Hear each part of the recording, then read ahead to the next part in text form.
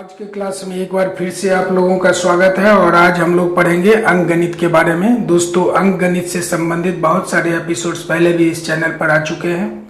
आशा है आप लोगों ने वो एपिसोड्स देखे होंगे और अगर नहीं देखा है तो जरूर देखिए। साथ ही बताना चाहूँगा कि इसी चैनल पर मानसिक योग्यता परीक्षण संबंधी 60 से अधिक एपिसोड्स आ चुके हैं, अब आप उनको भी देख सकते हैं। और बहुत जल्दी इसी चैनल पर भाषा परीक्षण संबंधी एपिसोड्स भी आने शुरू हो जाएंगे। तो इस तरह से तीनों ही विषयों की आप अच्छी तैयारी एक ही जगह एक ही चैनल पर कर सकते हैं। तो इसलिए आपको इस चैनल को सब्सक्राइब जरूर करना चाहिए। चलिए दोस्तों, बढ़ते हैं आज के पहले प्रश्न की ओर। ये रहा हमारा पहला प्रश्न। When 77.7777 is divided by 11, what will be the quotient? यानी कि जब 77.7777 को 11 से विभाजित किया जाता है तो भागफल कितना होता है। और ये आपके चार ऑप्शंस दिए गए हैं।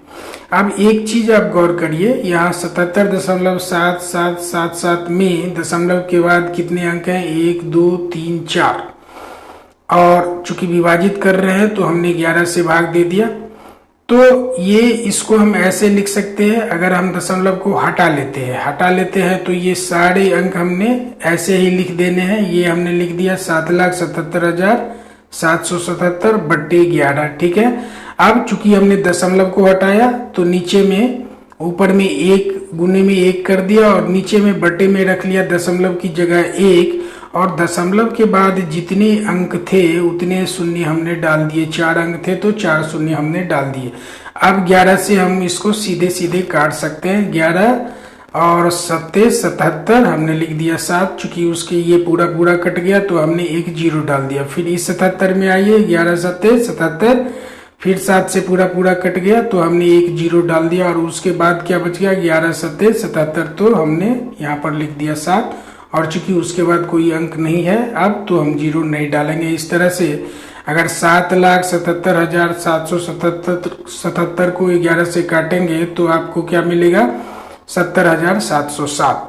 अब और इसमें गुने में क्या है? 1/10,000। अब यहाँ मैंने लिख दिया 70,707 गुने 1/10,000। अगर आप इसको गुना करेंगे तो ऊपर वाला हिस्सा इतना ही रह जाएगा, नीचे 10,000 आ गया। अब देखिए, अब हमें इसे दशमलव में बदलना है। ये एक भिन्न के रूप में है, इसे अब हम दशमलव में बदलेंगे। तो कैसे बदलेंगे?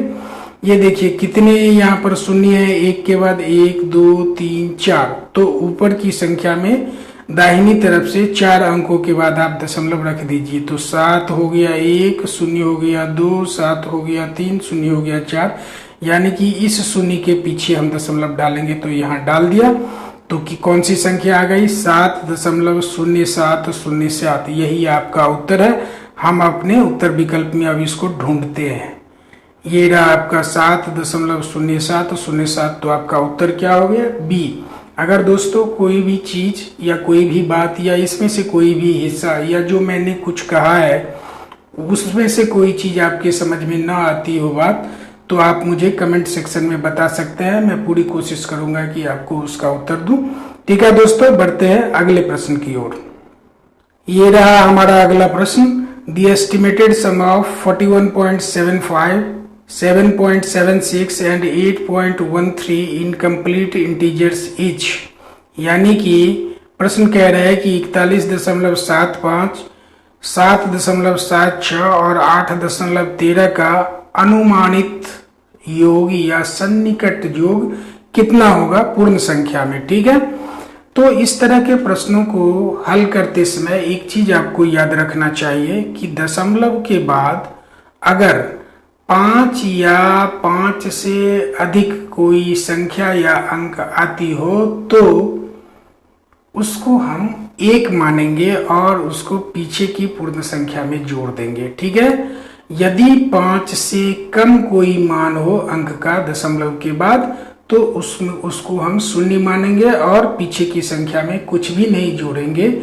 यही सन्निकट मान निकालने का तरीका है। तो हम इन तीनों ही संख्याओं का पहले सन्निकट मान निकाल के जोड़ते हैं। आप देखिए 41.75 है। अब ये चूंकि दशमलव के बाद 7 है जो कि 5 से बड़ा है, तो इस 7/5 वाले हिस्से को हम 1 मानेंगे और उसको 41 में जोड़ देंगे तो क्या हो जाएगा 42।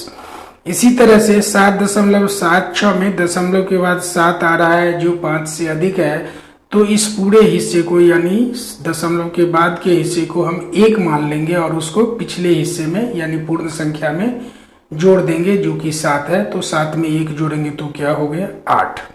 अब चलिए इस संख्या में दशमलव के बाद 1 3 है यानी कि दशमलव के बाद 1 है, तो 1 क्या है 5 से कम है। तो जैसा कि मैंने आपको बताया कि अगर कोई मान 5 से कम हो कोई अंक दशमलव के बाद तो उसको हम शून्य ही मानेंगे और पीछे की पूर्ण संख्या में कुछ भी नहीं जोड़ेंगे, उसको वैसे ही लिख देंगे। तो इसीलिए हमने इसको कैसे लिख दिया 8 की जगह 8 लिख दिया।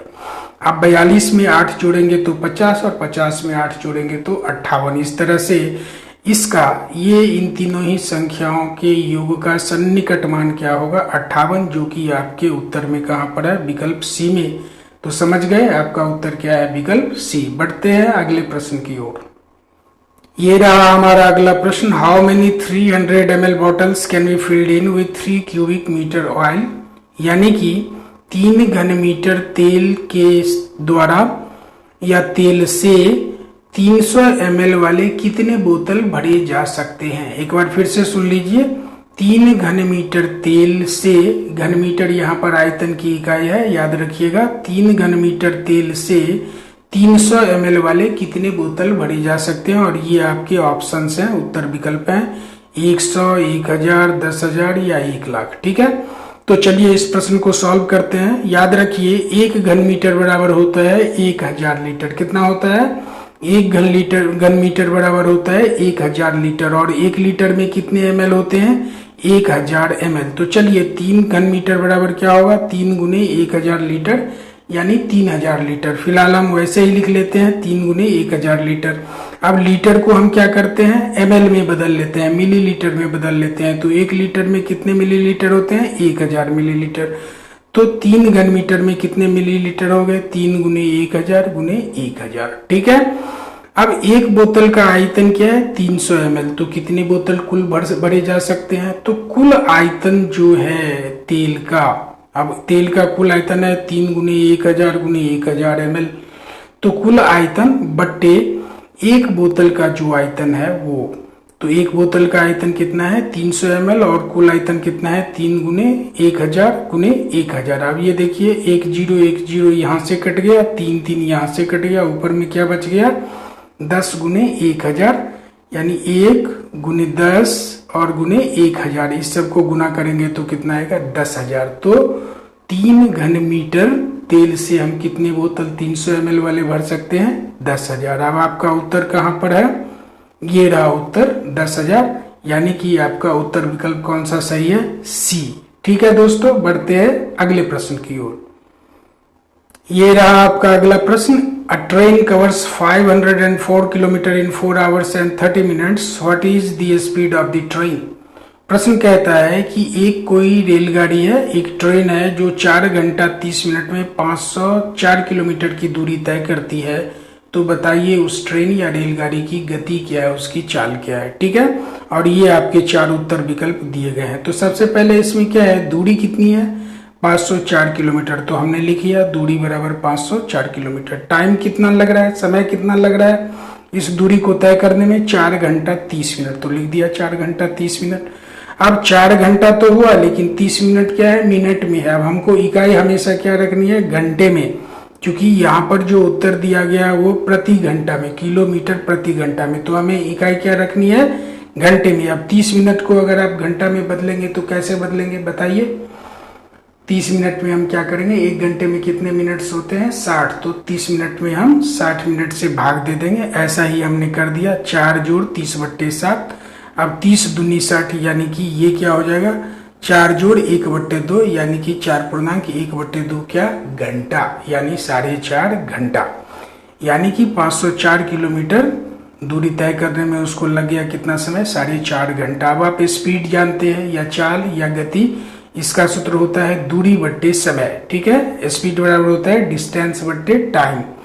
तो अब डिस्टेंस क्या था या दूरी क्या थी, 504 किलोमीटर, समय क्या था 4.5 घंटा। अब 504, इसको आप इस मिश्रित भिन्न में बदलिए, 4 दूनी 8 और 1 9, यानी कि 504/9/2 ये हुआ।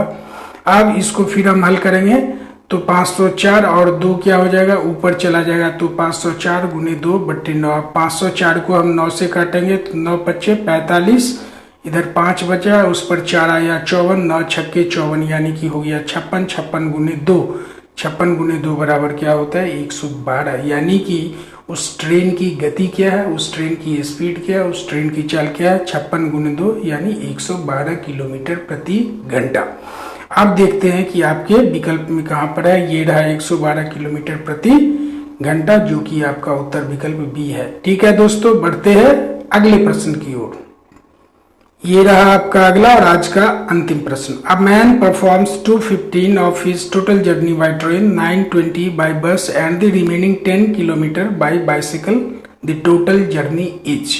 एक आदमी है जो अपनी कुल यात्रा का 2/15 भाग वो किस चीज से चलता है, ट्रेन से, ठीक है, और 9/20 भाग किस चीज से चलता है, बस से, और शेष हिस्सा जो कि 10 किलोमीटर के बराबर वो किस चीज से चलता है, साइकिल से। तो बताइए कि उसकी कुल यात्रा की दूरी क्या थी, यही आपका प्रश्न है। फिर से एक बार सुन लें।